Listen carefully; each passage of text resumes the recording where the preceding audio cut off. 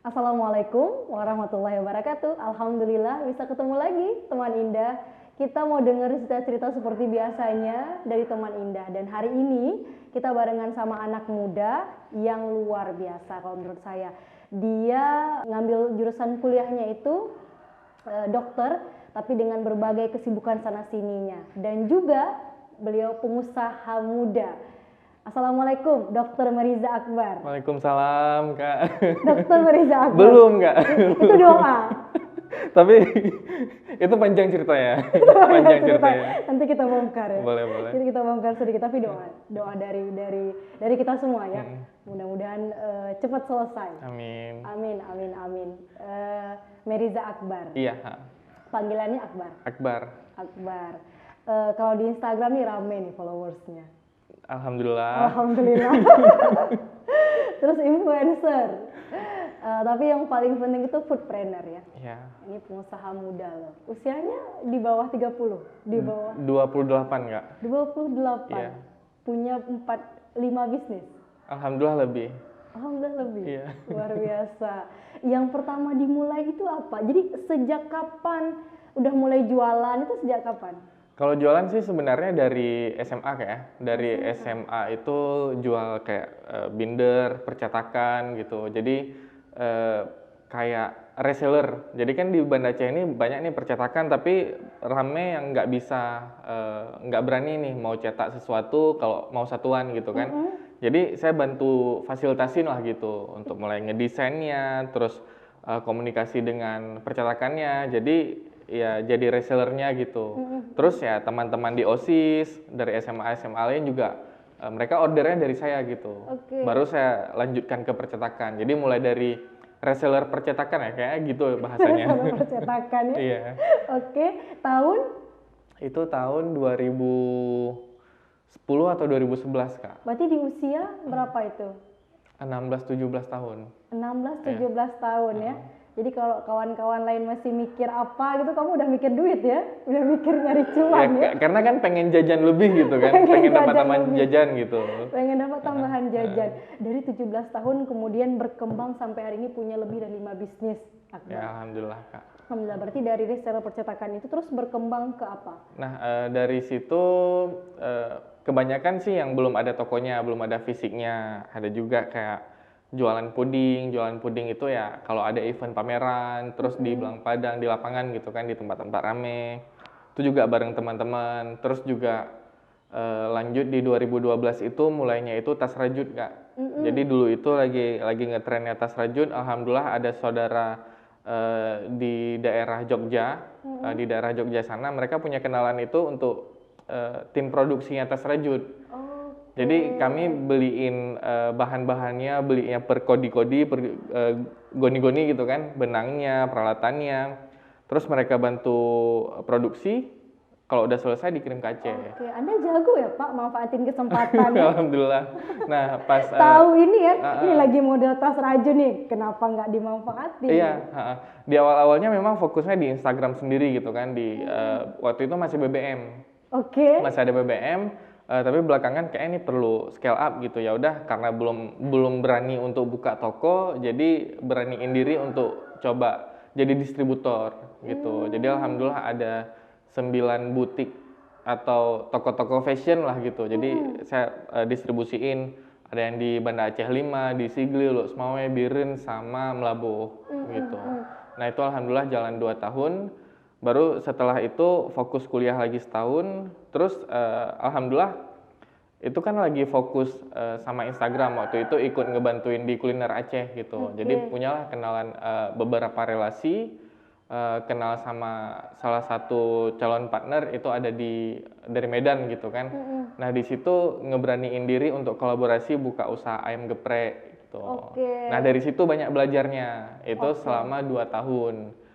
Pelan-pelan baru itu dari 2017 baru berkembang buka Somat Kebab, terus ada Kelsey, ada Hoko Cafe, No Salad Burger, ada Lunch Plate, terus ada beberapa lainnya yang terakhir sekarang Back by Bibi. Itu apa ininya? Itu Bake Bake by by Bibi Bibi. itu sejenis usaha dessert gitu, ada Oke. brownies, ada mini dessert box, ada bolu-bolunya juga Baik. gitu. Jadi kalau teman-teman Indah mendengar atau pernah menikmati makanan-makanan tadi lah tersangka utama di balik itu.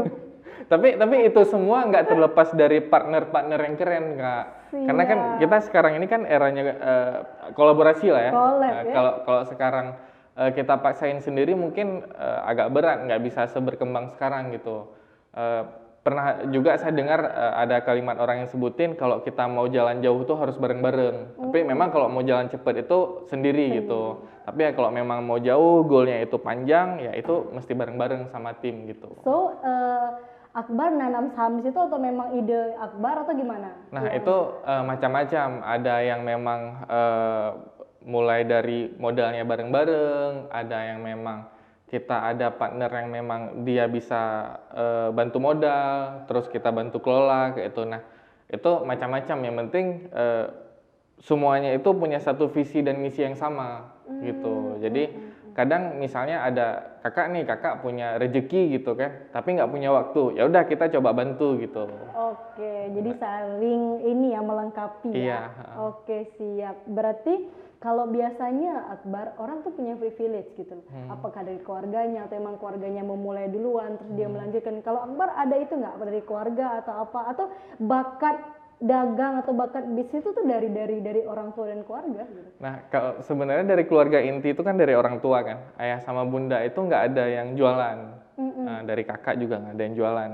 Tapi saya kadang-kadang teringat keluarga besar yang lain itu mulai dari kakek nenek dari kedua orang tua itu dua-duanya pedagang gitu. Oke. Jadi kayak nih ada aliran darahnya nih. Berarti kamu ikut dari kakek. Iya, ngikut dari kakek, dari nenek gitu. Dan alhamdulillah ya bisa ketemu sama lingkungan yang bagus gitu kan, yang juga ikut support gitu. Iya, dan keluarga ngedukung itu. Alhamdulillah sekarang udah ngedukung. Oke, berarti sekarang udah. Sekarang Karena udah. gini, saya juga pastilah logikanya kamu tuh kan dokter ya. Iya, Kak. Kamu kan menempuh jalur pendidikan dokter yang di situ panjang gitu. Iya. Mulai dari kuliahnya aja sampai koas. Jadi keluarga mikirnya gitu, ngapain gitu bisnis? Kuliah aja dulu yang benar gitu. Iya, nah waktu itu banyak sih argumen-argumennya mulai dari oh ya udah pertama fokus kuliah dulu, terus udah kenal sama dunia usaha, pengennya bareng-bareng gitu. Nah belakangan nih makin lama yang si kuliahnya ini makin tertinggal gitu, sampai ngambil cuti sekali, terus kuliah sebentar agak berantakan cuti lagi gitu, karena waktu itu alhamdulillah udah ada tim sekitar 50-an gitu. Timnya 50-an. Itu di 2018. Nah itu ngambil cuti terus istirahat. Pas lagi kuliah kadang dapat telepon, bang ini ayam habis nih bang, kayak gitu. Bang sayur habis nih gitu lagi kan. mikir pasien gitu ayam Iya habis. kan. Iya, lebih ini ayam nih. Kayak agak kewalahan gitu kan, waktu itu belum ada tim yang pas gitu kan. Ya udah belakangan minta izin sama orang tua di 2021 lah itu ngundurin diri dari kedokteran gigi. 2021 kemarin Iya, berarti. saya koasnya itu 2018, udah jalan koas masuk kuliah 2012. 2017 selesai S1, alhamdulillah udah sarjana, terus lanjut di koas dari 2017 sampai 2021. Nah, di akhir 2021 minta izin sama orang tua, minta restu mau ngundurin diri gitu. Tapi ya mudah-mudahan walaupun nggak menjadi seorang dokter, mudah-mudahan bisa tetap jadi orang yang bisa bermanfaat orang banyak gitu, untuk orang banyak. Pastinya kita juga berdoa supaya sekalian dokter juga, pengusaha juga. Amin. Tapi emang agak susah, agak semudah diucapkan. Tapi itu udah nggak bisa lagi karena udah ngundurin diri. Oh, udah ngundurin diri. Udah memang udah kasih surat pengunduran diri ke fakultas dan kayaknya nggak bisa dilanjutin lagi gitu. Oh gitu, jadi berarti udah nggak melanjutkan di dokter giginya, udah nggak melanjutkan. Enggak, walaupun sarjana kedokteran gigi SKG gitu. Oh SKG, tapi nggak melanjutkan untuk menjadi dokter gigi. Iya. Tapi bisa lanjut lagi misalkan nanti. Belum bisa, nggak bisa lagi. Oh nggak bisa lagi. Enggak. Oh, oke, nggak apa-apa. Jadi fokus memang harus ada yang dikorbankan, Iya. Kan? Tapi nggak apa-apa dong. Sekarang somat kebab lagi KLC apa banyak. Saya bingung nyebut ini banyak banget. Jadi bisa punya banyak itu kan pasti naik turun ya. Akbar ngalamin itu. Pasti Kak. itu kan nggak semuanya dari awal buka itu jalan terus gitu. Ada juga yang tutup gitu, ada juga yang eh, nggak jadi buka gitu. Ada yang udah lagi naik-naiknya terus ketemu trouble di situnya tutup. Karena kan sekarang kalau tantangan itu ada dari macam-macam Kak. Mulai dari SDM-nya, mulai dari timnya gitu. Terus bisa jadi lingkungannya itu nggak mendukung. Misal nih kita lagi seru-serunya, terus tiba-tiba yang punya tempat, kita kan belum ada lokasi yang beli ini, masih sewa semua nih kan. Yang punya tempat nggak ngizinin lagi karena mau buka sendiri. Nah itu kan mau nggak mau kan harus pindah gitu. Dan lokasi yang baru itu nggak tentu bisa stabil, serame yang di lokasi pertama gitu. Nah itu sih tantangan yang kadang-kadang bikin terkejut batin gitu. Itu salah satu yang buat terkejut batin gitu ya. Lain yang buat kamu shock itu apa yang selama kamu bisnis itu? Kalau shock itu, nah kadang-kadang misalnya kita lagi running usaha, terus ada satu hal yang kita ini kelupaan nih, misal kayak sistem aplikasi, misalnya aplikasi kasir gitu. Nah tiba-tiba karena kita nggak punya backupnya, malamnya itu error, itu pas lagi rame-ramenya, itu bisa bikin berantakan gitu. Atau mungkin pas lagi libur panjang, tiba-tiba setengah dari karyawan itu nggak balik lagi gitu. Oh, cari yang baru gitu ya. Nah, itu macam-macam lah tantangannya Kak. Tapi buat motivasi kita semua juga nih Akbar, manisnya. Iya. Manisnya apa nih Akbar? Jadi buat biar kita bisa terlena sedikit lah. Manisnya bisa kerja sambil ngopi. Terus kalau mau makan itu gampang. Oh ya udah, aku nih sekalian mau survei mau makan di sini nih gitu. Berarti kan sambil ngecek, oh di toko alhamdulillah aman atau enggak gitu. Terus oh ini kayaknya aku mau ngembangin usaha ke luar kota. Ya udah survei sambil jalan-jalan gitu. Sambil jalan-jalan. Terus apalagi manis yang lainnya yang Akbar rasain sampai hari ini? Udah lebih 10 ya? 10 tahun. Ya, alhamdulillah. Kalau sekarang sih alhamdulillah udah bisa bantu keluarga kan. Terus juga kalau ada saudara-saudara yang kalau beberapa tahun lalu itu misal ada saudara yang nanya, ada kerjaan nggak? Kita kan belum bisa bantu nih kan. Nah kalau sekarang minimal dari kita udah bisa membantu gitu. Oh ini bisa masuk ke outlet yang ini, bisa masuk ke outlet yang ini. Walaupun dia belum tentu cocok gitu, paling nggak kan udah usaha. Kalau memang lo cocok ya lanjut gitu. Dan itu kan poin UMKM itu ya, bisa membantu mempekerjakan ya. Itu harapan pemerintah juga mengembangkan situ kan akhir-akhir ini kan. Nah apalagi kayak sekarang juga banyak program-program dari pemerintah gitu kan, walaupun belum banyak tapi ya punya pengaruh yang besar gitu, kayak ngesubsidiin untuk bikin promo gitu, terus ikut bikin event-event. Nah walaupun dalam perjalanannya kadang ada yang bisa ikut dengan maksimal, kadang ada yang nggak bisa ikut dengan maksimal karena belum siap gitu kan. Tapi ya itu udah dikasih kesempatan lah sama pemerintah untuk berkembang gitu. Ya kita ambil yang baik-baiknya aja gitu. Iya. Yang buruk-buruk tinggalin lah ya. Iya. Masa kita pikirin lah. Akbar, kadang kan anak muda itu kan untuk mulai, kadang mereka bingung, modalnya terbatas, takut juga resikonya itu nanti gimana. Poin apa yang kemudian Akbar bisa sampaikan dari pengalaman Akbar? Nah, sebelum kita mulai sesuatu tuh penting kali yang namanya itu perencanaan Kak. Jadi manajemen risiko kan. Kalau misalnya kita itu mau buka usaha nggak bisa kita langsung, aku mau buka usaha langsung nyari tempat, terus nyari tim, langsung jualan gitu. Itu nggak bagus lah kalau kayak gitu.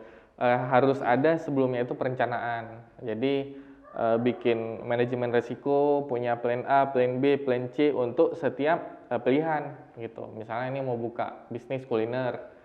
Kalau buka bisnis kuliner kelebihan sama kekurangannya apa? Misalnya dia harus di-maintain setiap hari, harus belanja setiap hari, terus kemungkinan untuk balik modalnya itu cepat gitu. Terus ada plan B-nya misalnya usaha properti kayak gitu, butuh modal yang gede gitu kan. Nah, itu ada macam-macam lah manajemen risikonya.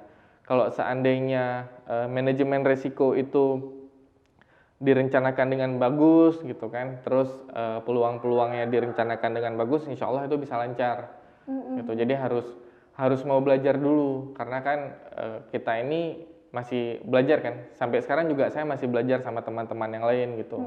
Jangan nekat boleh, tapi nekatnya itu harus terukur gitu. Oke, nekat terukur. Tapi kalau mikir nanti udah mikir resiko nih, jadi nggak mulai-mulai dong. Jadi kalau kata almarhum Ibu Sadina bilang, oh, kebanyakan mikir itu udah mulai aja dulu gitu. Nah, itu betul juga.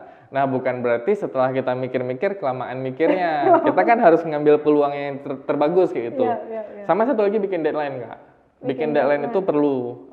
Kalau saya sih sebelumnya itu kalau pertama-tama pasti nentuin visinya dulu. Oh, ini usaha ini mau kemana? Aku mau buka usaha ini untuk apa? Misal dulu itu, oh aku mau buka usaha untuk beli mobil. Gitu. Nah, itu harus betul-betul dipikirin. Oh, kalau aku mau buka usaha untuk beli mobil berarti aku harus punya omset segini. Kalau aku mau punya omset segini berarti aku harus punya usaha segini. Kamu targetin itu? Berarti Ya, harus kamu ada poin-poin itu ya? Iya, kalau kita nggak ngetargetin itu ya mungkin pagi-pagi masih bangun jam 11 pagi gitu, jam 11 siang bukan 11 pagi gitu kan. Kalau Neza Akbar bangunnya jam berapa? Fleksibel. Masih fleksibel. Kadang-kadang kalau misalnya lagi ada kerjaan misalnya kayak hari ini, oh ini kalau misal timeline-nya banyak ya mau nggak mau dari pagi harus keluar rumah gitu kan. Tapi kalau misalnya nggak terlalu banyak ya kadang-kadang di rumah dulu bareng keluarga dulu gitu.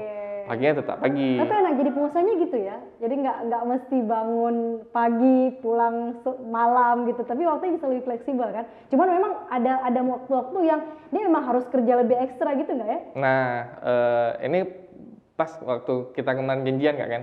Ini kan 3 hari yang lalu saya tanggal 1 itu opening store Big Baby Bee di Suzia. Oke. Nah itu 2 hari belakangannya itu harus begadang di tempat tukang meja gitu sambil ngeliatin, bang ini siap nggak bang, ini tanggal 1 nih bang kayak Untuk gitu. properti ini. Iya, bahkan sampai hari terakhir itu jam 3 baru kita bawa ke store-nya. Jam 3 siang. Pagi. Okay, Itu okay. memang dari subuh udah keluar mondar-mandir nyari peralatan sampai jam 3 subuh bawa barang loading ke mall, terus itu begadang sampai jam 5 pagi susun-susun. Jam 5 istirahat sebentar subuh, habis itu jam 8 setengah 8 udah keluar lagi gitu. Setengah 8 udah buka. Nah itu ya sampai 2 hari berikutnya, sampai tadi malam juga karena kan lokasinya baru jadi sistemnya ada yang berubah, misal kayak penyusunan produk gitu. Nah itu harus kita bikin yang baru lagi, sistemnya kan harus sudah ada juga kan. Kalau kata Helmiaya kan menjadi orang sukses tuh nggak santai. Memang mungkin waktunya bisa fleksibel tapi nggak santai, gitu ya? Betul Kak.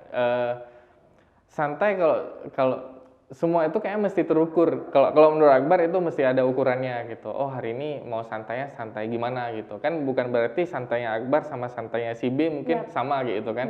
Nah terus Akbar mungkin juga targetnya juga beda. Kan ada juga yang bilang, oh nggak usah banding-bandingin lah, mungkin dia usahanya udah lebih dari awal gitu kan. Ada orang yang dia mulai usahanya dari umur 12 tahun kayak gitu kayak. Ada yang bilang, oh si Raffi Ahmad enak kayak gitu. Dia tapi orang nggak tahu dia usahanya itu darah-darahnya itu udah dari sekolah kayak gitu. Dan dia betul-betul usahanya itu mungkin tidurnya cuma 2 jam, 3 jam kayak gitu kan. Nah, saya ngebandinginnya ke situ sih. Oh, ya wajar dia kayak gitu karena usahanya banyak gitu kan. Karena kadang kita lihat Akbar, kita lihat Raffi Ahmad, Nagita Slavina kan hari ini kan. Kadang kita nggak lihat Akbar itu bagaimana menyucurkan air mata. Bukan nggak pernah, iya, pernah lah Kak. Sampai ke air mata. Pernah sampai kayak gitu, karena kan, gitu. Iya. Apa yang Akbar tangisin? Iya kan. Dalam perjalanan usaha ini kan macam-macam, misalnya kayak pas COVID lah gitu. Pas COVID lagi naik-naiknya gitu kan. 2019 itu bisa dibilang waktu-waktu yang paling rame lah Kak. Itu kayaknya di daerah kita ini semuanya kayak gitu. Itu usaha apa itu yang di 2019 yang Somat ya? Kebab, itu ada Somat Kebab, Kelsey. Ada Hoko juga. Kayaknya semua usaha di tahun itu lagi rame-ramenya. Sampai ke toko bangunan pun rame gitu kan. Nah, tiba-tiba pas di tahun 2020 udah COVID. Sedangkan kita karena lagi rame 2019 itu udah semangat ya? Iya, lagi semangat. Ini aku mau buka di Medan, mau buka di Jakarta. Udah kayak gitu kan. Dan itu udah survei. Kayak gitu. Dan ya udah pas di bulan 3 itu ada sebagian modal itu udah dibelanjakan gitu. Terus tim juga kita udah tambah untuk persiapan buka outlet baru. Nah tiba-tiba udah COVID harus kita rumahkan, mau dibawa kemana nih tim-tim ini? Gitu kan sayang gitu. Ya udah ada yang pulang kampung. Nah itu sempat down sih di situ. Oh kayaknya nih harus balik koas lagi nih. Gitu. itu sempat kepikiran kayak gitu. Nanti kalau ini nggak bisa lagi balik kelas. Ini nggak bisa lagi.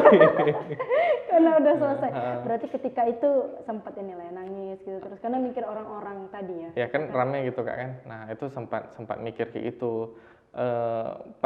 Sempat juga pas lagi covidnya itu ya udah coba cek aja nih, coba survei lagi ke Jakarta gitu. Nah pas lagi survei rupanya nyangkut di situ karena positif. Ya udah isolasi mandiri sana 2 bulan gitu, baru balik lagi gitu. Nah itu di situ sempat agak down lah gitu, karena kondisinya gitu kan belum kan Akbarnya juga masih muda gitu kan, belum pengalamannya belum sebanyak orang-orang yang mereka udah punya tabungan sebelumnya kayak gitu. Nah di situ baru mulai belajar, oke ini penting nih punya plan untuk usaha nih. Setiap usaha itu juga mesti ada tabungannya juga. Oke, berarti udah di ini ya udah ada pos-posnya. Iya. Nah waktu itu belum kepikiran ke situ. Tapi justru dari masalah itu jadi hikmah ya. Iya, sekarang udah jadi pelajaran kan.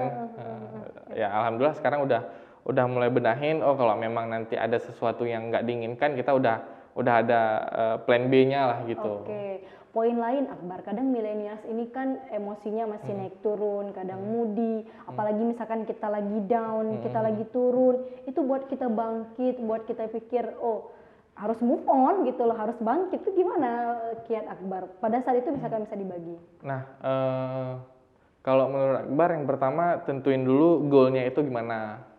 Misal nih udah target, udah bulatin tekad, oh aku mau buka usaha nih. Targetnya apa? Apakah mau punya penghasilan 50 juta per bulan? Kan macam-macam, ini kan target Kak. 50 juta per bulan, terus juga pengen beli rumah tahun ini gitu. Nah itu yang jadi target.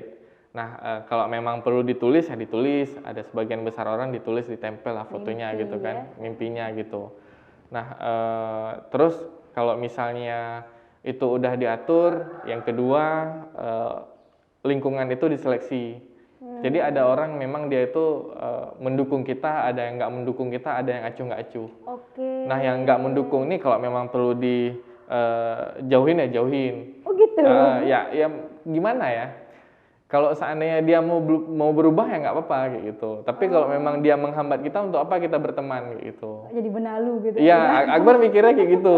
Nah kadang-kadang boleh nggak kayak gini kita atur waktu, kalau misalnya kita ngopi di jam segini aja, nggak usah dari pagi sampai sore kayak gitu. Soalnya aku ada kegiatan yang lain kayak gitu. Oh misal dia bilang, aduh kayak mana nih nggak asik nih, nggak berkawan lah kita kayak gitu. Ya udah kalau kayak gitu. Karena kan kita ada kesibukan yang lain gitu. Oh kalau seandainya dia bisa ngatur waktu cuma sore aja ya nggak masalah. Karena kan biasa teman itu suka nongkrong gitu kan. Iya. Nah jadi ya juga mesti pilih lingkungan.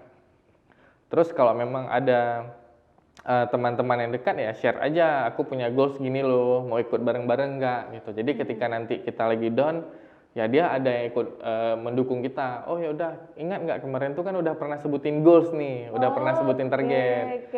Yuk kita kejar sama-sama gitu. Aku juga punya target sendiri nih gitu. Siap. Yang sefrekuensi segitu banyak nggak anak-anak muda di Aceh kalau menurut Akbar? Hari ini Akbar lihat. Hari ini udah jauh lebih banyak Kak.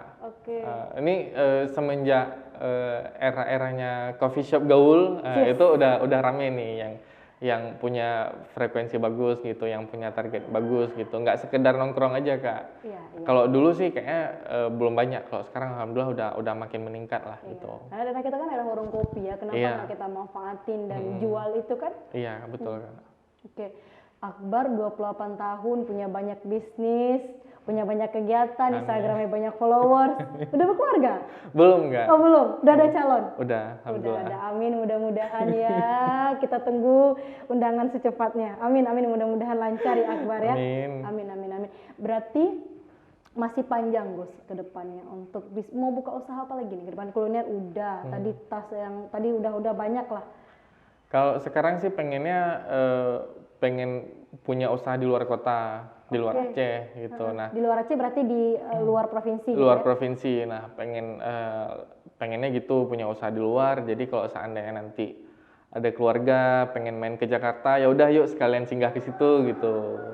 Jadi bisa sekalian jalan-jalan juga gitu kan. Terus juga pengen belajar lebih banyak Kak. Karena kan kalau di Aceh ini kan beda nih sama di Jakarta. Itu di Jakarta kayak orang kalau misalnya mau usaha tuh kayak gila-gilaan kayak gitu. Terus lingkungannya Kita bagus. lebih santai ya? Kalau di sini agak santai gitu. Agak santai. Ya di sini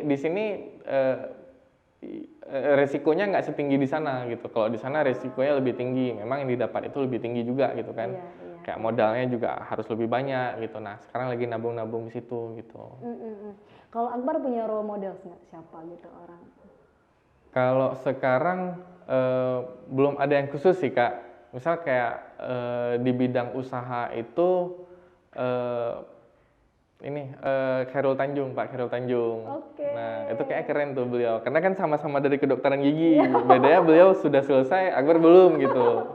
Jadi motivasi ya. Terus juga punya karyawan puluhan ribu gitu kan, sampai juga diusukan bakal mau buka usaha di Aceh gitu kan. Nah, makanya ya kayak pengen jadi seperti beliau di sini gitu. Tapi orang tua ya pastinya ya.